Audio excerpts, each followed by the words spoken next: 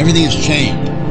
God is no longer a big shepherd. God is no longer the Lord in heaven, the ruler of all the mighty, things like that. The human being is not a sheep. The human being is not a serf. Now, the human being is a worker or a manager.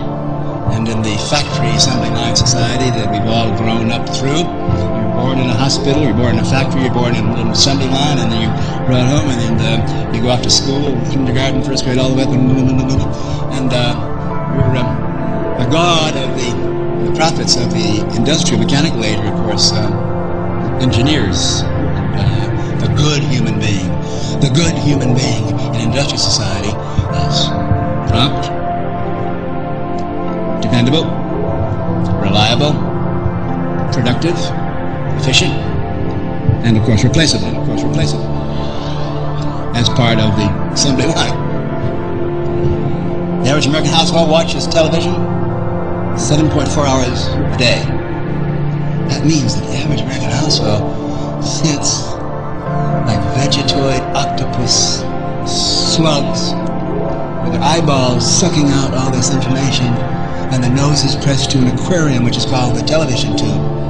The average American lives on the other side of the television screen in this digital, imaginary, fantastic Disneyland world. It's much more important to him or her than the real world. The average American feels closer to Bill Cosby or to Dan Rather or to Mickey Mouse than to the neighbors next door. It's awesome, it's scary, it's frightening how real these television... Matter of fact, I've never seen George Bush. He only exists to me as a cluster of electrons on my screen. Matter of fact, I know Mickey Mouse better than I do George Bush. Because everybody's catching on now that who controls the screen controls society, who controls the screen that you look at controls your mind. The upside of that is you have individually got to control what's on the screens that you look at.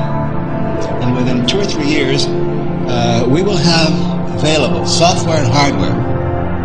The hardware will be a glove which will allow you to move things on the side of the screen, a helmet with small screens here so you'll actually be seeing, viewing as though you're on the other side of the screen. Every time you turn here, you're turning around inside the screen.